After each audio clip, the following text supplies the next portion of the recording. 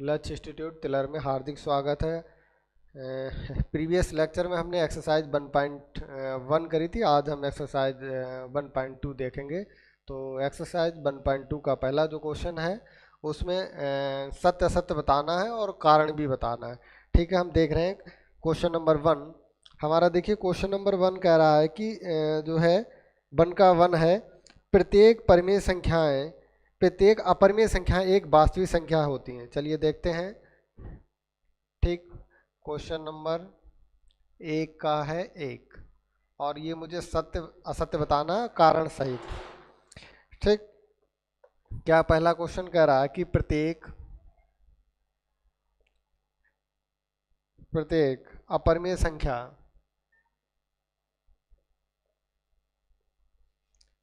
प्रत्येक अपरिमेय संख्या प्रत्येक अपरिमेय संख्या एक वास्तविक संख्या होती है। एक वास्तविक संख्या होती है। ठीक, इसका हल देखो। क्वेश्चन कह रहा है हमारा, क्वेश्चन कह रहा है कि प्रत्येक अपरिमेय संख्या एक वास्तविक संख्या होती है। तो जब हमने एक्सरसाइज 1.1 से स्टार्ट करने से पहले आपको क्या समझाया था, जो हमारी संख्याएं होती हैं, क्या हमने समझाया था हमारी जो संख्याएं हैं कितने प्रकार की होती हैं। मैंने बताया था कितने प्रकार की बताई थी, 2 प्रकार की बताई थी। पहली हमने क्या बताई थी, वास्तविक। पहला हमने बताया था, क्या बताया था, वास्तविक संख्याएं। और दूसरा हमने बताया था काल्पनिक संख्याएं। ठीक, दूसरा हमने क्या बताया था, काल्पनिक संख्याएं। और इसके बाद हमने क्या बताया था, क्या बताते, ये वास्तविक संख्याएं हमारी क्या होती है, 2 प्रकार की होती हैं। एक परिमेय हो गया और एक दूसरा हो गया अपरिमेय।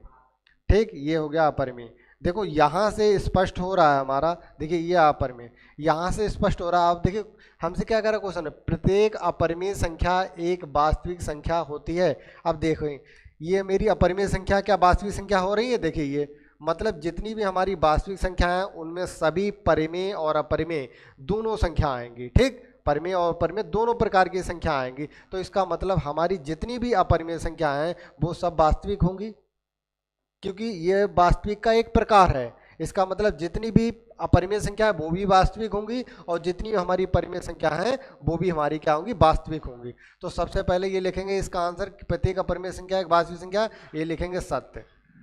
क्या लिखेंगे, ये हमारा जो कथन है वो सत्य है। ठीक, अब इसका क्या बताना है, मुझे कारण भी बताना है। क्या कारण है, चलिए कारण भी बताएंगे। ठीक, कारण, अब मुझे इसका कारण भी बताना है। कारण में क्या करें, क्या लिखेंगे, लिखेंगे कि वास्तविक संख्याओं में, लिखेंगे वास्तविक संख्याओं में वास्तविक संख्याओं में वास्तविक संख्याओं में इसको हम मिटा रहे हैं।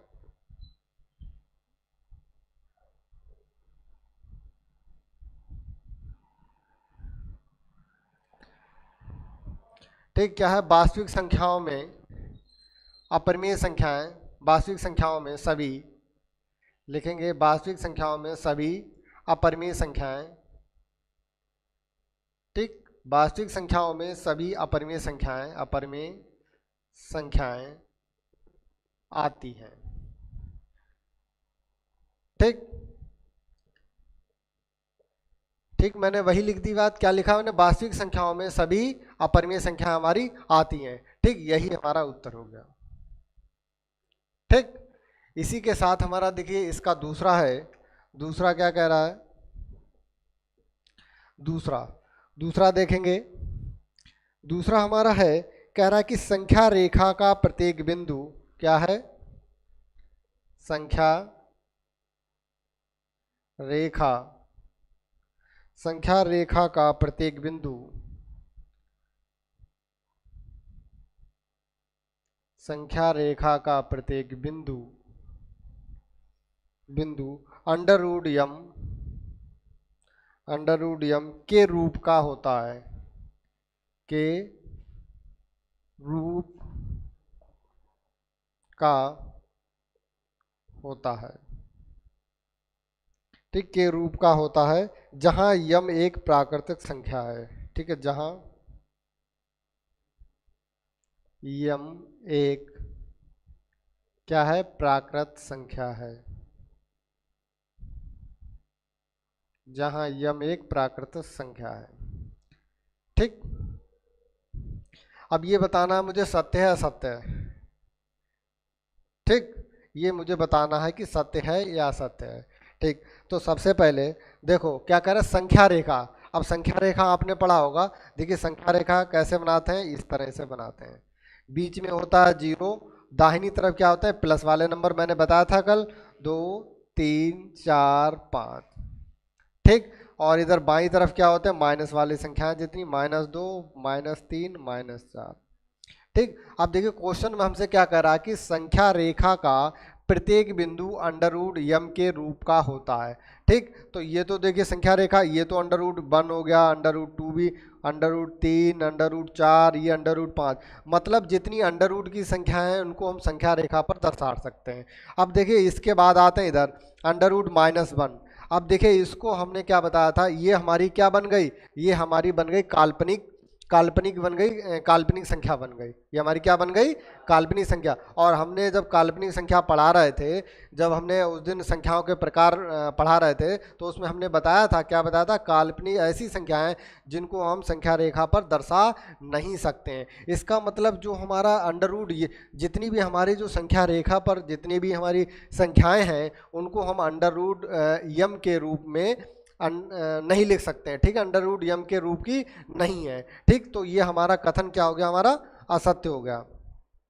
क्या हो गया मेरा कथन, ये हमारा असत्य हो गया। और कारण क्या है हमारा, कारण क्या है, कारण है कि संख्या रेखा पर क्या है, संख्या रेखा पर, संख्या रेखा पर प्रत्येक बिंदु, क्या लिखेंगे, संख्या रेखा पर प्रत्येक बिंदु अंडर रूट यम के रूप का, अंडर रूट यम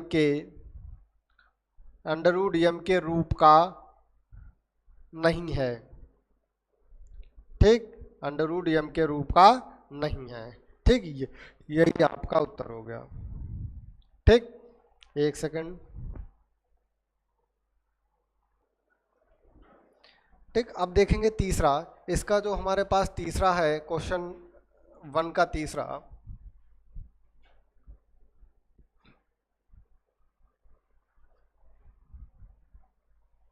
दोनों क्वेश्चन मिटा रहे हैं।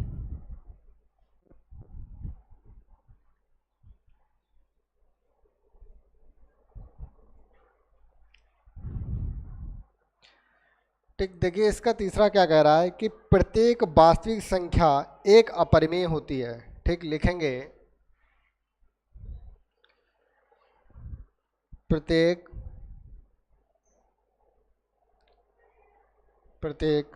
वास्तविक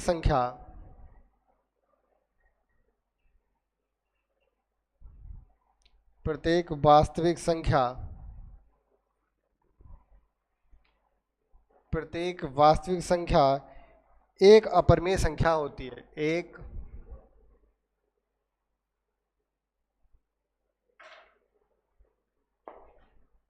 अपरिमेय संख्या होती है।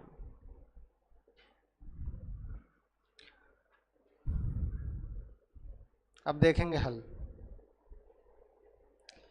देखिए अभी हमने जब इसका क्वेश्चन नंबर 1 का पहला वाला जब करा रहे थे, तो हमने क्या बताया कि वास्तविक संख्याओं में हमारी क्या होती हैं, परिमेय और अपरिमेय दोनों आती हैं। जैसे हम पहले हमारे क्या दे रखा, क्वेश्चन में कह रहा कि वास्तविक संख्या, प्रत्येक वास्तविक संख्या, प्रत्येक का मतलब जितनी हमारे पास वास्तविक संख्या है वो सभी क्या होती हैं, एक परिमेय संख्या होती हैं। चलो देखेंगे वास्तविक संख्या हमारी क्या होती हैं, जैसे √2 है, √3 है, 2 है, 3 है, √5 है।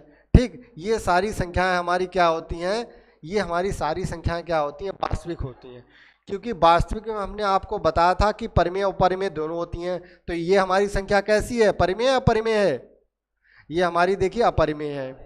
ठीक, ये हमारी अपरिमेय है और ये भी हमारी अपरिमेय है। ठीक, और देखिए 2 हमारी क्या है, ये हमारी परिमेय है, परिमेय है। अब देखेंगे यहाँ पे 2 हमारी परिमेय है और ये भी हमारी परिमेय है और ये हमारी अपरिमेय है। ठीक, ये हमारी अपरिमेय है और ये हमारी 7 ये हो गई परिमेय हो गई। ठीक, ये परिमेय हो गई। ठीक, अब हमसे क्वेश्चन में कह रहा है कि प्रत्येक वास्तविक संख्या एक अपरिमेय होती है? नहीं होती। क्यों नहीं होती? क्योंकि उसमें परिमेय और अपरिमेय दोनों आ रही हैं। ठीक, जैसे हम कोई संख्या ले लें, जैसे हमारे पास संख्या 2 है, 2 हमारी क्या है, एक हमारी वास्तविक संख्या है, 2 एक वास्तविक संख्या है। ठीक, लिख दिया मैंने, 2 एक हमारी वास्तविक संख्या है, लेकिन हमारी 2 क्या है, एक अपरिमेय नहीं है। ठीक, 2 एक अपरिमेय नहीं है। ठीक, तो यहाँ पे लिखेंगे ये जो कथन है हमारा क्या है, असत्य है।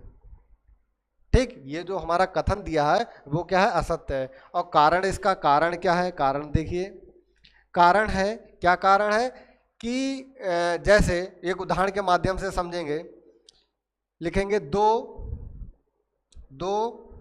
संख्या 2, लिखेंगे संख्या 2 वास्तविक है, संख्या 2 वास्तविक है लेकिन अपरिमेय नहीं है, लेकिन अपरिमेय नहीं है, अपरिमेय नहीं है। ठीक, यही आपका उत्तर हो गया। ठीक, इसमें 3 क्वेश्चन थे, तीनों हमारे हो गए। इसके बाद हम देखेंगे क्वेश्चन नंबर 2। ठीक है, हम इसको हटा रहे हैं।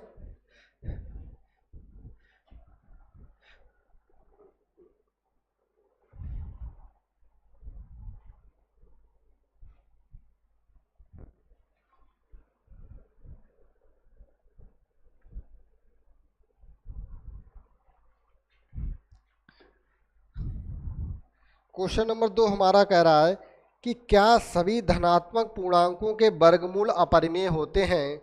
यदि नहीं तो एक ऐसी संख्या के वर्गमूल का उदाहरण दीजिए जो एक परिमेय संख्या है। तो सबसे पहले हम एक पहली स्टेप, जो पहला पार्ट दे रखा है उसको हल करेंगे। क्या कह रहा है पहला पार्ट उससे, क्वेश्चन नंबर 2, क्वेश्चन नंबर 2 का हमारा जो पहला पार्ट है, कह रहा है क्या सभी धनात्मक पूर्णांकों के वर्गमूल अपरिमेय होते हैं? अब हमारे धनात्मक पूर्णांक कौन से होते हैं? धनात्मक पूर्णांक, हमारे धनात्मक पूर्णांक। ठीक, धनात्मक पूर्णांक क्या होते हैं? धनात्मक पूर्णांक क्या होते हैं? 1 2 3 4 5, ये हमारे जितने भी संख्या हैं ये हमारे धनात्मक पूर्णांकों का। अब क्वेश्चन कह रहा है कि सभी धनात्मक पूर्णांकों के वर्गमूल अपरिमेय होते हैं।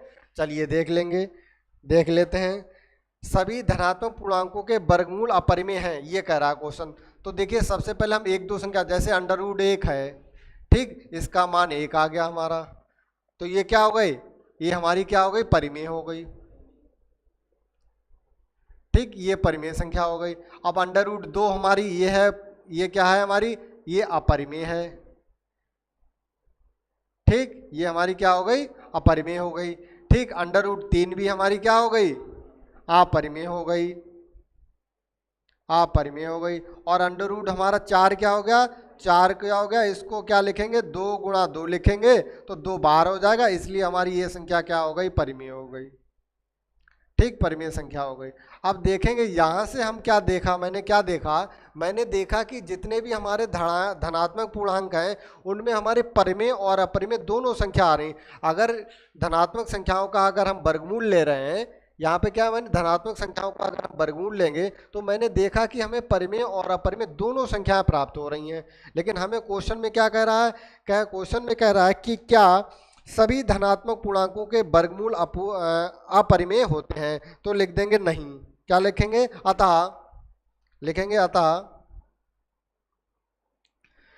अतः सभी धनात्मक पूर्णांकों के वर्गमूल, सभी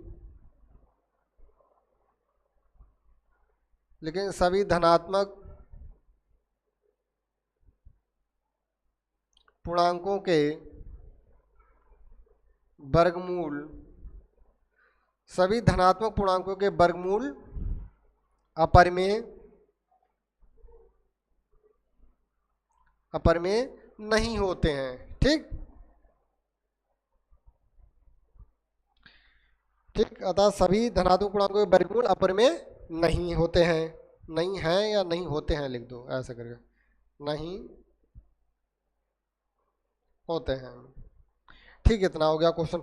इसके बाद यदि नहीं, क्वेश्चन में इसके आगे कह रहा है यदि नहीं तो एक ऐसी संख्या के वर्गमूल का उदाहरण दीजिए जो एक परिमेय है। ठीक है, मैंने देखो दे दिए, एक √4 दे दिया।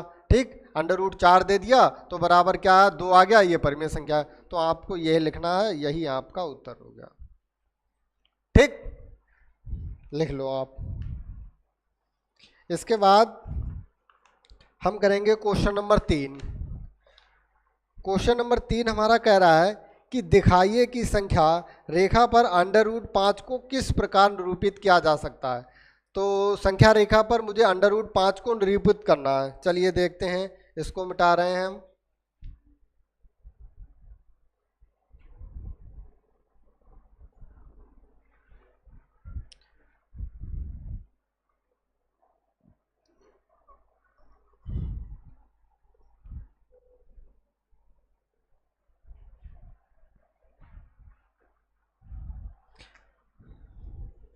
क्वेश्चन नंबर हमारा कौन सा है, 3। क्वेश्चन नंबर क्या कह रहा है कि √5 को संख्या रेखा पर, संख्या रेखा पर निरूपित कीजिए।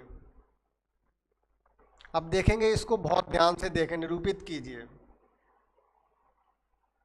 ठीक, इसको बहुत ध्यान से देखेंगे, देखेंगे कैसे कर रहे हैं।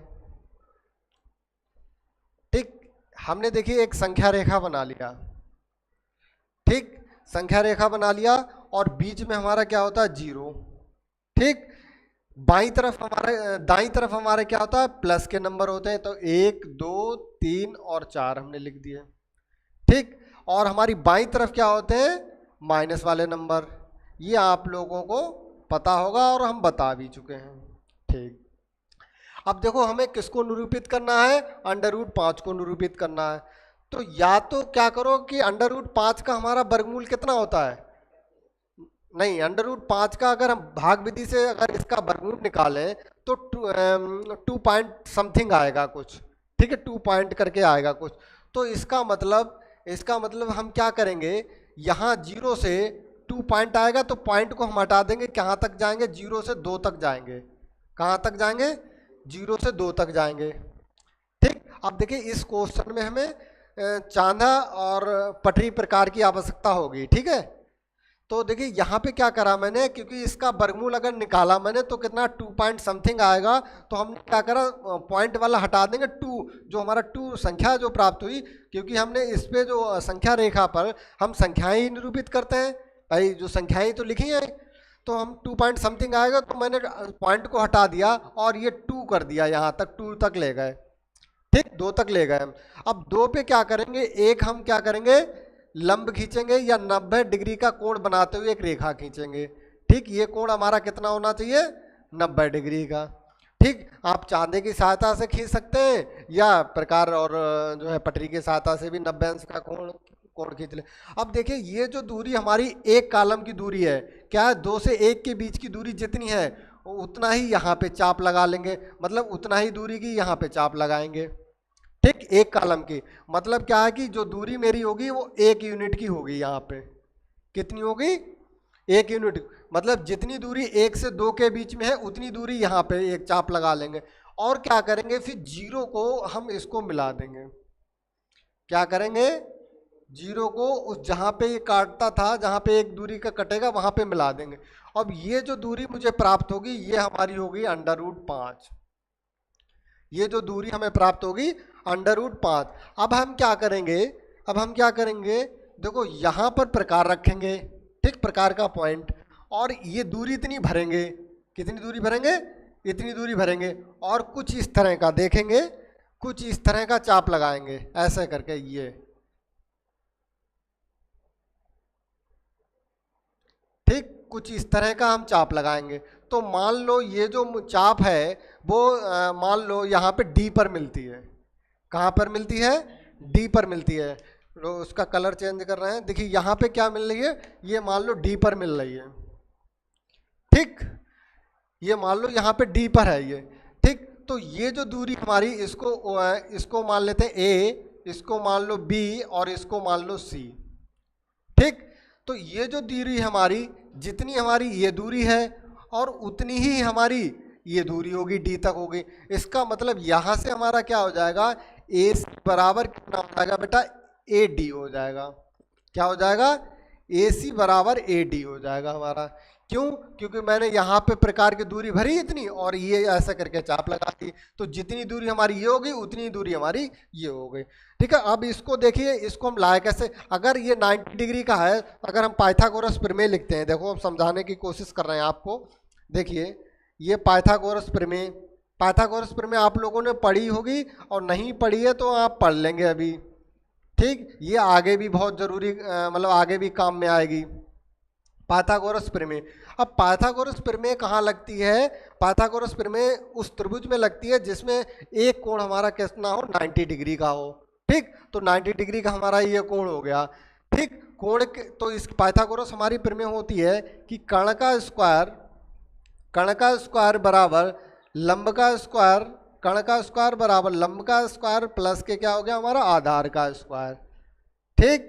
कर्ण का स्क्वायर बराबर लंब का स्क्वायर प्लस के आधार का स्क्वायर। अब देखिए हमारा कर्ण कितना है, कर्ण कितना है, √5, तो हमारा √5 का स्क्वायर, और लंब हमारा कितना है, लंब है देखिए 2 का स्क्वायर, और आधार हमारा कितना है, नहीं लंब है 1, लंब है मेरा कितना 1, तो 1 का स्क्वायर, और आधार हमारा कितना 2 का स्क्वायर, ठीक। तो 5 का देखिए ये अंडर रूट मैंने पहले भी बता चुके हैं, यदि कोई भी अंडर रूट की संख्या अगर अंदर दे रखी है, उसका अगर हम वर्ग करेंगे, तो वर्ग का मतलब है कि हम 2 बार गुणा कर रहे हैं उसी की, ठीक, कर रहे हैं गुणा। तो इसका मतलब क्या है, ये 5 गुणा, इसको 5 लिख सकते हैं, इसका एक जोड़ा बन गया, इसको हम बाहर लिख सकते हैं। मतलब क्या है, किसी भी संख्या के ऊपर यदि वर्गमूल लगा है, उसका अगर हम वर्ग करेंगे तो वर्गमूल के अंदर जो भी संख्या लिखी होगी हम उसको बाहर लिख लेंगे, ठीक। जैसे √5 है, इसका वर्ग करा तो इसका मतलब बाहर हमारा कितना आ जाएगा, 5, ठीक। तो इसका मतलब ये हमारा क्या हो गया, 5, और बराबर के कितना हो गया, 1 का स्क्वायर करेंगे 1 और 2 का स्क्वायर करेंगे 2 दूनी 4 हमारा, तो 5 बराबर हमारा कितना हो गया, 5। इसका देखिए ये हमारा सही है, ठीक, इसका मतलब ये हमारा सही है, मैंने प्रूव भी कर दिया, ठीक है, कि इसके √5 के बराबर ये हमारी देखिए दोनों ये लंब स्क्वायर प्लस आधार स्क्वायर के बराबर है, ठीक। इस तरह से बनाएंगे, ठीक है, बना लीजिए, ठीक, यही आपका उत्तर होगा। इसके बाद ये एक्सरसाइज आपकी हुई फिनिश, क्योंकि इसमें 3 ही क्वेश्चन थे। इसके बाद हम देखेंगे कॉन्सेप्ट समझेंगे, क्या कॉन्सेप्ट समझेंगे, वास्तविक संख्याओं के दशमलव प्रसार समझेंगे, ठीक है। इसको हम हटा रहे हैं।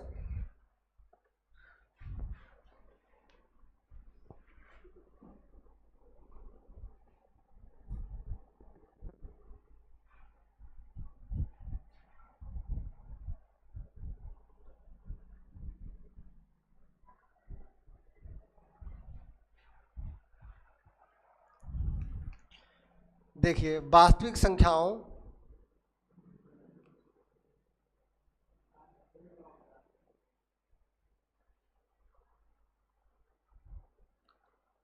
संख्याओं का दशमलव प्रसार।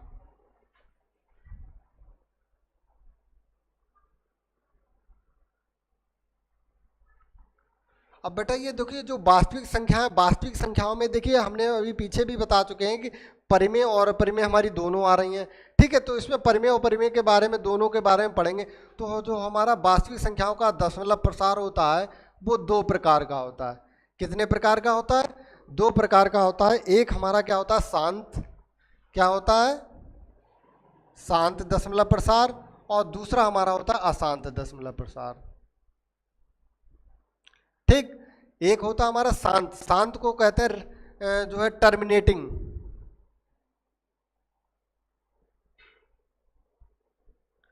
टर्मिनेटिंग होता है, और दूसरा हमारा नॉन टर्मिनेटिंग होता है,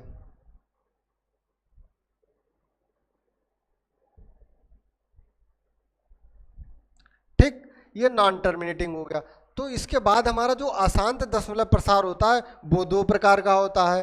अशांत दशमलव प्रकार दो प्रकार का होता है। कौन कौन से होते हैं? नंबर एक, आवर्ती आवर्ती आवर्ती अशांत दशमलव प्रसार, और दूसरा होता है अनावर्ती अशांत दशमलव प्रसार। ठीक, तो इसको इंग्लिश में कहते हैं नॉन टर्मिनेटिंग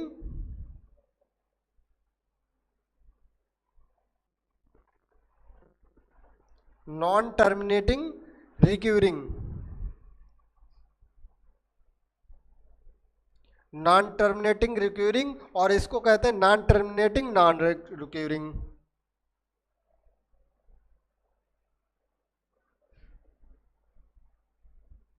नॉन टर्मिनेटिंग और नॉन रिक्यूरिंग।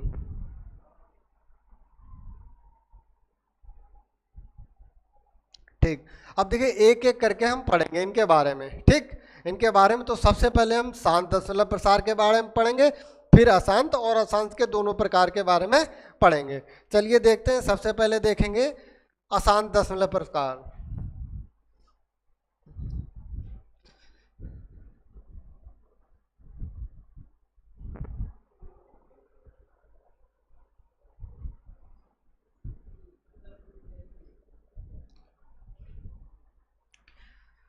कुछ उदाहरण के माध्यम से समझेंगे। जैसे जैसे हमारे पास क्या है, जैसे मैंने एक परिमेय संख्या लिखी और उस क्या लिखी मैंने 1/2। ठीक, क्या परिमेय संख्या लिखी 1/2, और दूसरी हमने परिमेय संख्या लिखी, दूसरी मैंने क्या लिखी 3/2।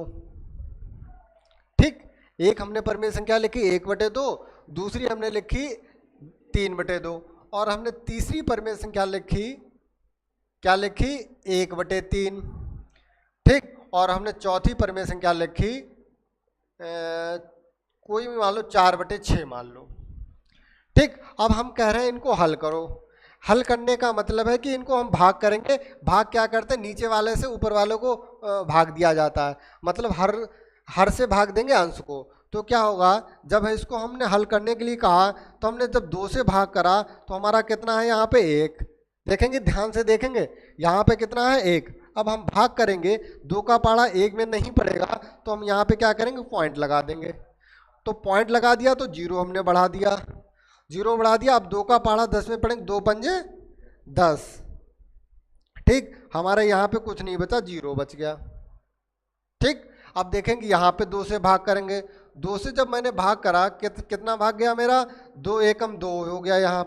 यहाँ पे बचा मेरा 1, और यहाँ पे पॉइंट लगा दिया इसलिए 10 होगा। 2 पंजे कितना हो गया, 10 हो गए। तो ये भी हमारा क्या बचा, यहाँ पे शेषफल 0 बचा हमारा है। 0 बचा है, कैंसिल का चिन्ह जो भी लगाना चाहो लगा सकते हो। फिर हम 3 से भाग कर रहे हैं। अब हम जब 3 से हमने 1 को भाग करा तो यहाँ पे पॉइंट लगा दिया, तो यहाँ पे हो गया 10, तो 3 तियाँ 9 आ गया। यहाँ पे कितना बचा, 1 बचा। फिर यहाँ पे पॉइंट लगा है तो यहाँ पे 0 बढ़ा लेंगे। ठीक है, तो 3 का पाड़ा 10 में पड़ेंगे, 3 तियाँ 9, फिर 1 बचा। फिर हम 10 0 बढ़ा लेंगे, फिर 3 तियाँ 9, फिर 1 कर लेंगे, 0 पर बढ़ा लेंगे, फिर 3 तियाँ 9। फिर तो यहाँ पे हमारा क्या हुआ, शेषफल हमारा कितना बचा, 1 बचा। मतलब क्या है, यहाँ पे 3 आते रहेंगे, कभी समाप्त नहीं होंगे भाई। 1 बचेगा, फिर 0 बढ़ाएंगे, 3 तियाँ 9 करेंगे, फिर 1 शेषफल बचेगा, फिर 3 तियाँ 9 करेंगे, फिर 1 से, मतलब जहाँ तक बढ़ाएंगे वहाँ तक बढ़ता चला जाएगा। ठीक है, तो ये डैश हो जाएगा, मतलब जहाँ तक, और ये नीचे भी बढ़ता चला जाएगा। ठीक, इधर देखेंगे दूसरा, तीसरा मैंने क्या, चौथा मैंने भाग वाला दिया था, 6 से भाग कर रहे हैं 4 को। ठीक है, 6 से जब 4 को भाग कर रहे हैं तो यहाँ पे पॉइंट लगा दिया, तो यहाँ पे कितने होगा 40। तो कितना हो गया, 6 छंग 36। 6 छंग जब 36 हो गए, यहाँ पे 10 में से 6 गया, कितना बचा 4, तो 4 बचा। फिर से यहाँ पे पॉइंट लगा है, 0 बढ़ा देंगे, 6 छंग कितने हो गए 36। फिर देखिए यहाँ पे 4 बचा, 0 बढ़ा देंगे क्योंकि पॉइंट लगा, 6 छंग 36। यहाँ पर भी मैंने देखा कि हमारा जो शेषफल क्या बच रहा है, 4 बच रहा है हमारा शेषफल। कितना बच रहा है हमारा शेषफल, 4 बच रहा है, मतलब इतना अगर हम आगे चले जाएंगे तो ये चलता चला जाएगा और ये हमारा आगे इधर नीचे बढ़ता जाएगा। तो हमने यहाँ पे क्या देखा, यहाँ पे हमारे पास मैंने जो परिमेय संख्या लिखी हैं तो हमारे पास क्या 2 प्रकार की हमें परिमेय संख्या मिली। यहाँ पे कितनी प्रकार की? 2 परिमेय संख्या मिली। कैसी मिली 2 प्रकार की? एक प्रकार की ऐसी परिमेय संख्या जिनको हमने हल करा उनका हमारा शेषफल कितना आया? 0। ठीक, ऐसी हमारी परिमेय संख्याएं क्या है जिनका हमने हल करा और हल करने पे हमारा क्या आया? 0। और हमारी दूसरी प्रकार की परिमेय संख्या क्या मिली मुझे कि मैंने उनको हल करा तो हमारा किसी का भी जो है शेषफल हमारा 0 नहीं हुआ। ठीक, क्या हुआ? शेषफल 0 नहीं हुआ। एक जो शब्द हुआ तो बाद में वही शब्द, वही जो एक अंक है वही अंक बार बार रिपीट हो रहा है हमारा। ठीक, क्या हुआ? दशमलव के बाद हमारा जो भी अंक है या एक जो भी अंक है वो हमारा अंक बार बार वही रिपीट हो रहा है। ठीक, तो हमें क्या मिली? 2 प्रकार की हमें संख्या, 2 प्रकार की हमें परिमेय संख्या मिली। तो इसी प्रकार हमें जो परिमेय संख्या है हमारे 2 प्रकार के परिमेय संख्या में 2 प्रकार के हमारे दशमलव प्रसार होते हैं। तो देखिए इसमें अब देखेंगे इसका हमारा कितना आंसर आया? 0.5 और इसका हमारा कितना आया? 1.5 और इसका हमारा कितना आया? 0.3333 ये डैश और इसका हमारा आया 0.6666 डैश। ठीक, यहाँ तक समझ में आया? किसी कोई दिक्कत? ठीक, अब देखेंगे यहाँ पे देखिए, अब ये जो हमारा 5 है, अब देखिए कॉन्सेप्ट यहीं से समझेंगे। ठीक, ऐसी परिमेय संख्याएं जिनका हमें शेषफल, जिनको हमें हल करने पर शेषफल हमारा कितना आया? 0 शेषफल आया। ऐसी परिमेय संख्याएं जिनको हल करने पर हमारा शेषफल कितना आया? 0 आया। तो ऐसी हमारी ऐसी परिमेय संख्याओं का जो हल करने पर जो दशमलव प्रसार आता है, जो दशमलव प्रसार हमारा क्या कहलाएगा? शांत दशमलव प्रसार। क्या कहलाएगा हमारा? तो शांत दशमलव प्रकार। तो ये जो हमारा दोनों प्रकार हैं किसके हैं? शांत दशमलव प्रसार के। ठीक, क्या हो गए? शांत। तो शांत दशमलव प्रसार क्या हो गया हमारा? ऐसी परिमेय संख्याएं जिनको हल करने पर हमारा शेषफल 0 आए। ठीक, 0 आए तो ऐसी जो है परिमेय संख्याओं को जो प्रसार करेंगे दशमलव प्रसार हमारा क्या कहलाएगा? शांत दशमलव प्रसार। और जो हमारा दूसरा हमारा जो मैंने देखा था यहाँ पे, ऐसा जो है प्रसार जिसमें हमारा जो है 0 ना आए। तो 0 जब ना आए, शेषफल हमारा क्या है? 0 ना आए, तो ऐसे प्रसार को हम क्या क्या कहेंगे? इसको कहेंगे आवर्ती अशांत दशमलव प्रसार। अभी मैंने लिखाया था अशांत दशमलव के प्रकार में, पहला मैंने प्रकार बताया था आवर्ती अशांत दशमलव प्रसार और दूसरा मैंने प्रकार बताया था क्या? अनावर्ती अशांत दशमलव प्रसार। ठीक है, तो ये हमारा दोनों क्या हो गए? शांत हो गए। और ये जो हमारा क्या हो गया? अशांत। ये अशांत हो गया। तो इसका मतलब हमारे देखिए ये दोनों जो शांत और आवर्ती अशांत, ये दोनों जो दशमलव प्रसार हैं वो हमारी दोनों परिमेय संख्या के ही दशमलव प्रसार हैं। ठीक, कैसे? परिमेय संख्या के दशमलव प्रसार हैं। ठीक, तो इसके बारे में थोड़ा सा लिखेंगे, ये नोट कर लेंगे सभी लोग।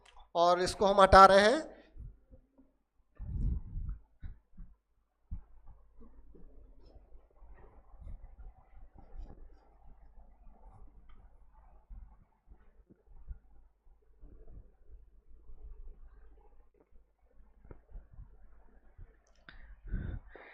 ठीक, देखेंगे तो पहला हेडिंग हम डाल रहे हैं, पहला हम क्या डाल रहे हैं? शांत दशमलव प्रसार। शांत दशमलव प्रसार। ठीक, शांत दशमलव प्रसार हमने क्या बताया था? ऐसा दशमलव प्रसार। ठीक, क्या बताया था? उदाहरण के माध्यम से देखेंगे। ठीक, नंबर 1 बात तो क्या है? ये दशमलव प्रसार किसका होता है? परिमेय संख्याओं का होता है। ठीक, किसका होता है? परिमेय संख्याओं का। यहां पे लिख देंगे परिमेय संख्याओं का। ठीक, परिमेय संख्याओं का। और इस दशमलव प्रसार में हमने क्या बताया था कि क्या है? इनका जो है शेषफल हमारा क्या आना चाहिए? 0 आना चाहिए। शेषफल हमारा आना चाहिए 0। ठीक, जब शेषफल 0 आएगा इसका मतलब क्या है? उदाहरण हम दे रहे हैं, तो पहला उदाहरण दे रहे हैं जैसे कि 0.75। ठीक, मतलब क्या है कि पॉइंट के बाद संख्याएं अगर आएंगी 1 2 3 के बाद, 1 2 3 के बाद क्या होगा? जो है वो अपने आप समाप्त हो जाएंगी। ठीक, मतलब पॉइंट के बाद हमारी संख्याएं समाप्त हो जाएंगी, पूरा कट जाएंगी तो 0 आ जाएगा। तो इसका मतलब जैसे दूसरी हम लिख दें 0.125, तीसरा हम लिख दें 0.6219। मतलब क्या है कि पॉइंट के बाद ऐसी मुझे संख्या ना मिले जो बहुत लंबे बार बार वही आती जाए, मतलब पॉइंट के बाद संख्या हमारी समाप्त हो जाए। भाई यही तो हुआ था भाई, 0 0 हमारा आ गया तो मतलब वहीं तक हम हल कर सकते थे उसको, उसके आगे तो नहीं कर सकते थे। ठीक है, तो ऐसी संख्या हमारी कहलाती है शांत दशमलव प्रसार। शांत दशमलव प्रसार मतलब पॉइंट के बाद एक दो संख्याएं आए, इसके बाद हमारी संख्याएं बंद मतलब ना आए, ठीक, उसके बाद ना आए संख्याएं, तो हमारी ये कहेंगे शांत दशमलव प्रसार। दूसरा हमने क्या बताया अभी, जो अशांत दशमलव प्रसार का टाइप था, क्या मैंने बताया, अशांत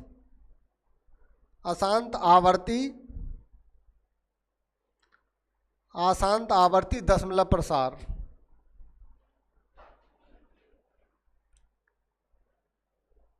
अशांत आवर्ती दशमलव प्रसार। अब देखिए अशांत आवर्ती दशमलव प्रसार में मैंने क्या बताया कि ये भी हमारा क्या होता है, परिमेय संख्याओं का होता है। ये भी क्या होता है हमारा, परिमेय संख्याओं का होता है। ठीक, इसमें हमने क्या बताया, जब भी हम क्वेश्चन को हल करेंगे, जब भी हम क्वेश्चन, उदाहरण देखिए हिंदी में लिख रहे हैं उदाहरण, जब भी हम परिमेय संख्याओं को हल करेंगे तो हमारा क्या आएगा, इस तरह का आएगा 0.3333 मतलब आता रहेगा। ठीक, आता रहेगा, तो इसमें क्या करेंगे, इसको क्या करेंगे हम, 0 जो संख्या हमारी रिपीट हो रही है, जो संख्या हमारी रिपीट हो रही है, मतलब 3 बार बार रिपीट हो रहा है, तो 3 के ऊपर क्या करते हैं, बार लगा देते हैं। ठीक, ये इस तरह का लिख देंगे हम। ठीक, बार का मतलब है कि वो संख्या हमारी रिपीट हो रही है। ठीक, दूसरा उदाहरण मैंने क्या लिया था, 0.6666 एज ये। ठीक, तो इसको हम क्या लग सकते हैं, 0.6 बार। तो इस तरह की हमारी जो दशमलव प्रसार है, क्या है हमारा, अशांत आवर्ती दशमलव प्रसार। तीसरा हमारा टाइप बचा है, क्या बचा है, अशांत अनावर्ती दशमलव प्रसार। चलिए इसके बारे में देखेंगे, एक सेकंड।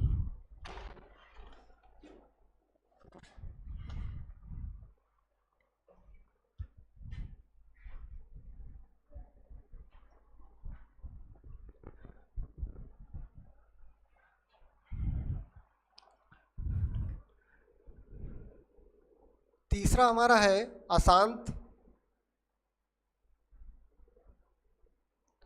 अनावर्ती दशमलव प्रसार।